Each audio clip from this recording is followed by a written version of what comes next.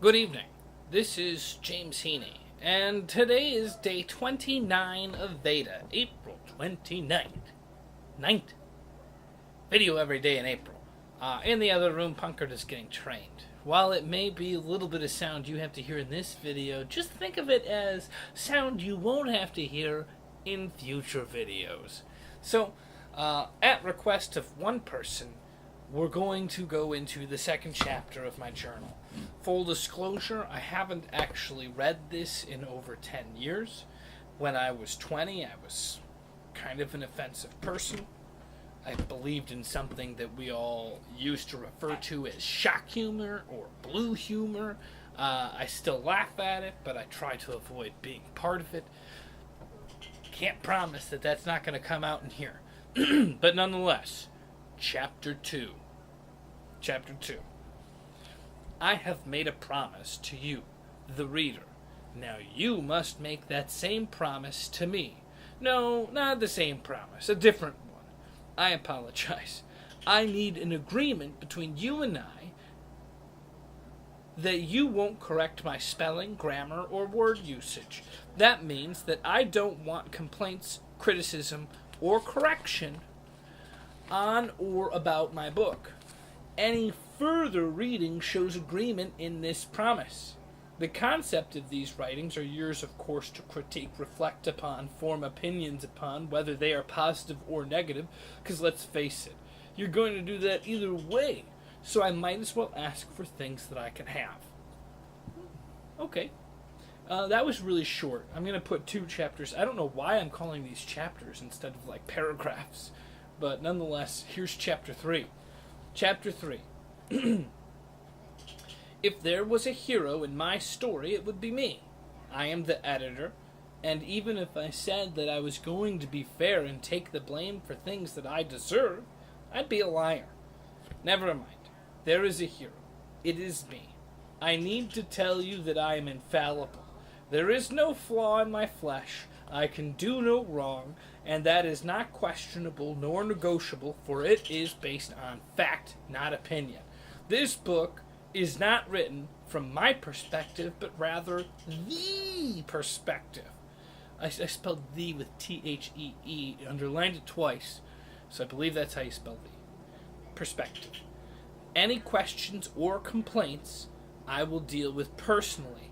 My email address is therealjamesheaney@yahoo.com, and my cell phone number is 773-983-3289.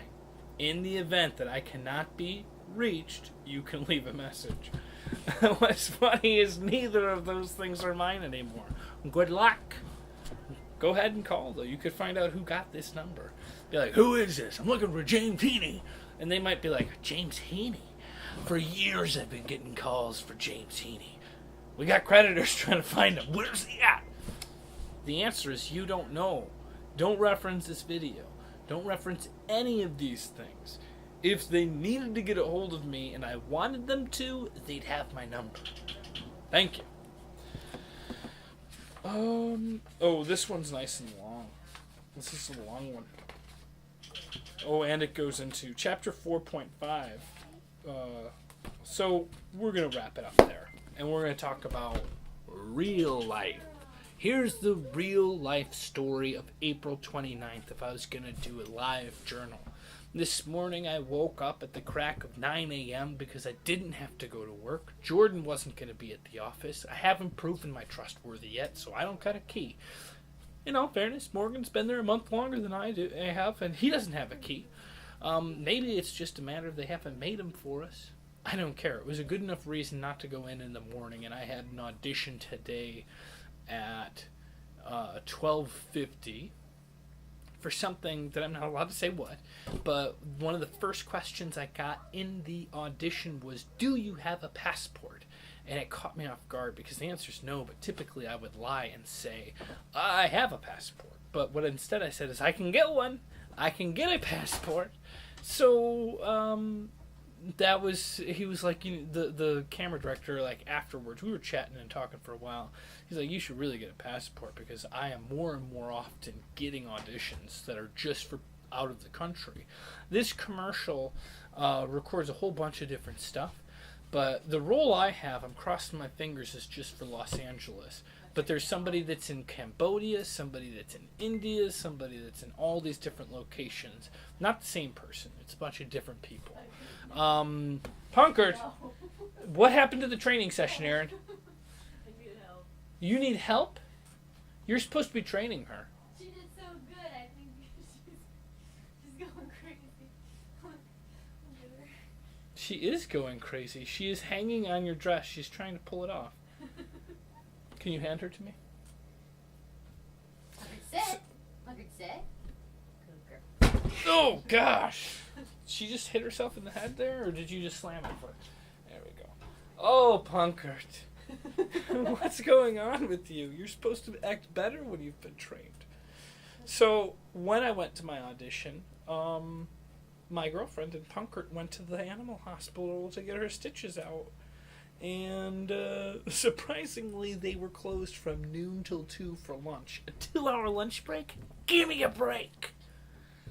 Anyways, so we had to go back there. Punkert got her stitches out like that fast once the doctors pulled her in. I almost felt like they just like pulled them by hand because it was quick. And now we came home because we couldn't wash her for a month pretty much while she had her stitches in. And so now she's all clean, and we brushed her hair, and she feels like she's the queen of the house. So she wants attention. She's been attacking us. So Aaron did some training, and I must say, it appears to be a failure. You don't seem trained. She did down for the first time. Oh, she did down? Without me leading her down. You did down? It was a huge day. You did it was ow. A huge day. You did down. It's taken us You a did really down. long time to get there. All right, let's put her down. Ooh. All right, so that's today. You got to hear about today from 2004, which that's not even a diary. I guess I thought in my memory it was a diary, but apparently it's just my ramblings.